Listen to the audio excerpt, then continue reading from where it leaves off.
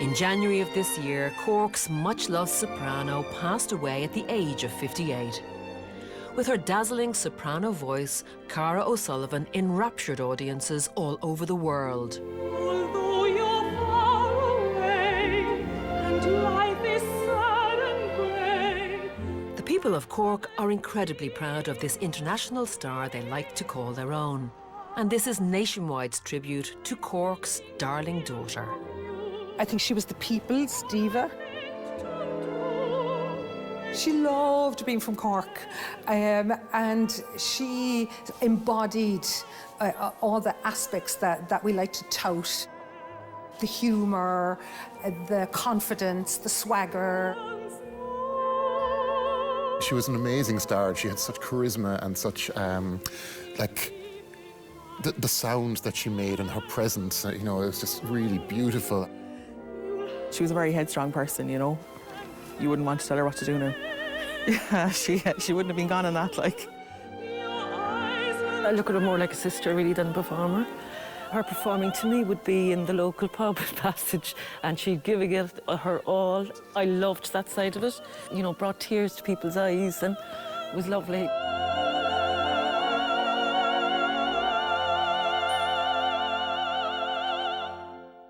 Cara grew up in the Lough in Cork with music on both sides of her family. Her parents sang in the choir of St. Francis Church in Liberty Street, as did Cara, her brother and two sisters. Our parents were here as choristers, and we were all brought along as we were able to sit and behave at Mass. So eventually all four of us were here together in the church and singing as part of the Mass. Where was the choir? The choir was in the gallery up behind. We weren't on shows too much, we were sitting in the distance. And Nuala, was it apparent even at that young age that Cara had an amazing talent? Yes, from early on, really. She was just different, just sang differently. She didn't know it herself, I don't think, at that time.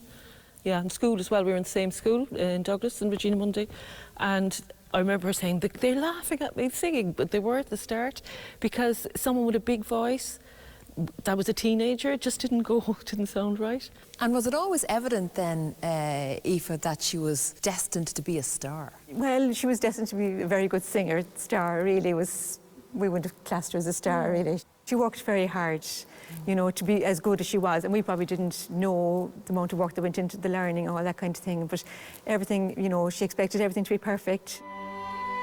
Cara began formal voice training in the old Cork School of Music at the age of 18. As she was making an impact on the music scene, she became a single mum to daughter Christine, and so took a break from singing. When she returned, she became firm friends with singer Magella Cullen.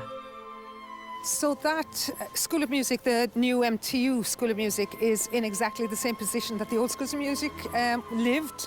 It was obviously a much smaller building, really attractive red brick building. But so I started there about 1988, I suppose, 87. And that's when Cara had come back on the scene and started her singing lessons again. Soon, Cara was to come to national and international attention. And this is the first time this instrument has won the competition. It is the voice, Cara O'Sullivan.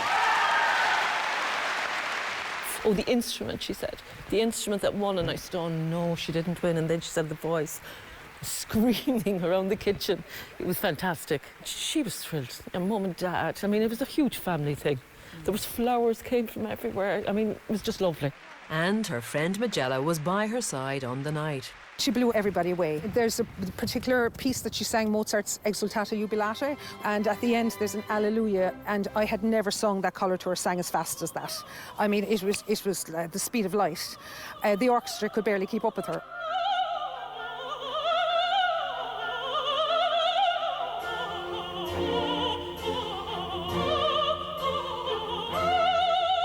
This prestigious prize opened lots of doors for Cara, and soon she was on the path of an international career, taking her away from home and family. She spent a lot of time in the UK, working with English National Opera and Welsh National Opera. And then, you know, she got to go some great places. Like she went to Sydney, Singapore, Spain, France. Yeah, like she obviously, you're so sad when she was going, you know, and Granny was saying, don't be getting upset now, don't upset your mother before you go, and you're saying, yeah, okay. But like, you know, you're counting down then when she'd be on the way back, you know.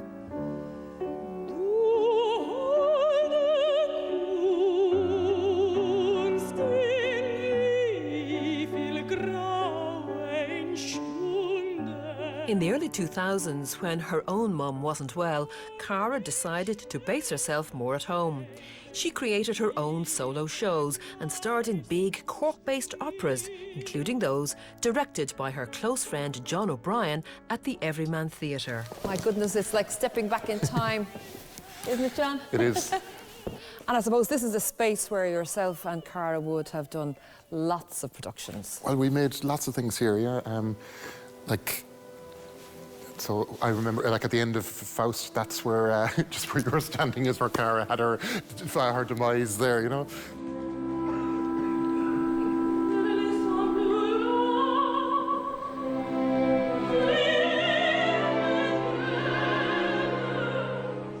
She was great at being a star. She understood the charisma that she needed to bring and the artistry that she needed to bring, but she could really pull you into a character, and she could pull you into the kind of, like she could break your heart with it, you know? So she had that kind of magnetism, and particularly, like she could do the big fireworks. I'm thinking of like, you know, things like the Jewel song in Faust, and you know, and it's all this kind of beautiful fireworks.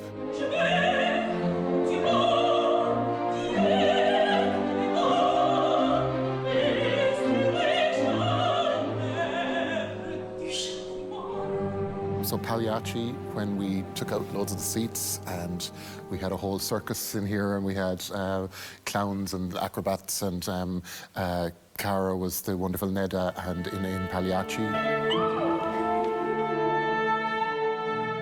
That she was funny, and she was like riveting, and she was like beautifully tragic. She was also like the best team player.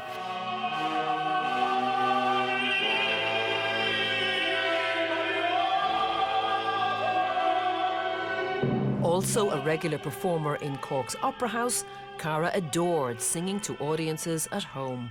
One of the reasons why Cara connected so much to her audience was that she sang from an authentic place, because she opened up her heart and just gave people her soul.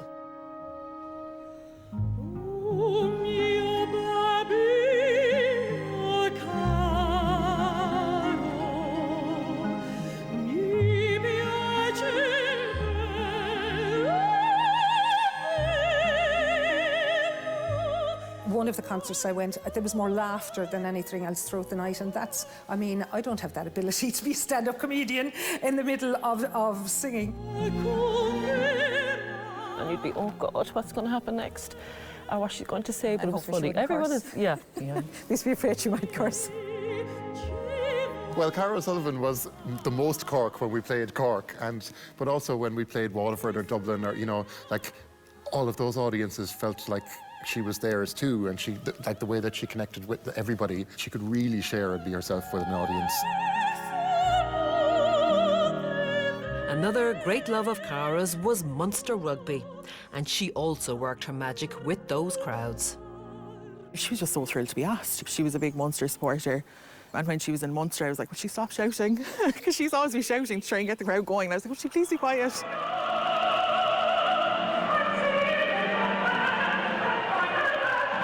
For her, it was like a huge honour to be asked, you know. So, and she did that for like 10 years. In 2018, Cara received devastating news that she was diagnosed with early onset dementia. She started to have trouble that she didn't have before, just memorisation, just as simple as that. I got married March 18, and we, you know, the wedding went off fine and everything was grand, and we just knew she just wasn't, she wasn't really in it. We met and she shed a few tears and she said, I know there's something wrong, I don't know what it is. And then we went about it. One of Cara's favourite haunts was Costa Coffee in Douglas Court Shopping Centre, where the staff reserved a table for her every day.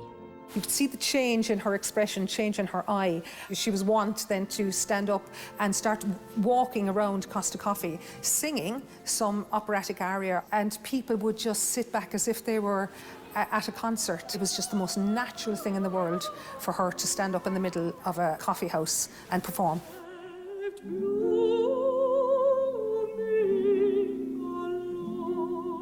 And it's just when we were there at the time, I was saying, God, this is just dreadful, like, you know. But I know a lot of people got a lot from it, so that's really nice that, you know, it was seen that way, you know. I suppose you don't see that when you're sitting there going, please stop, will you please be quiet?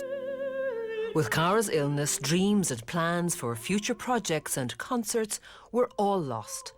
On January the 26th of this year, Cara died at the age of 58, leaving behind heartbroken fans, friends and family. The restrictions were there, we could just have 10. So, you know, it was, people would have loved to have gone, but they, you know, put it in writing. We got more letters than we probably would normally have after a funeral. Just remembering our beautiful Cara.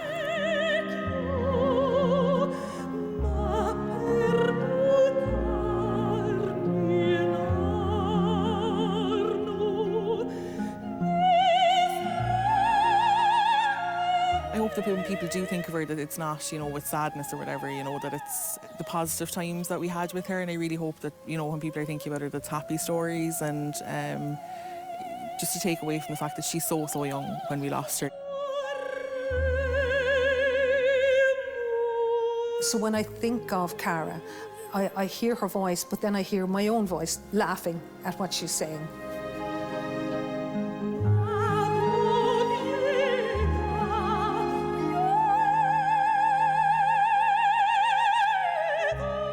She'll be remembered for both the beautiful person and for this, just the warmth of her voice and the way that she touched you, you know, when she sang. I think anybody that heard her, I think you won't forget it.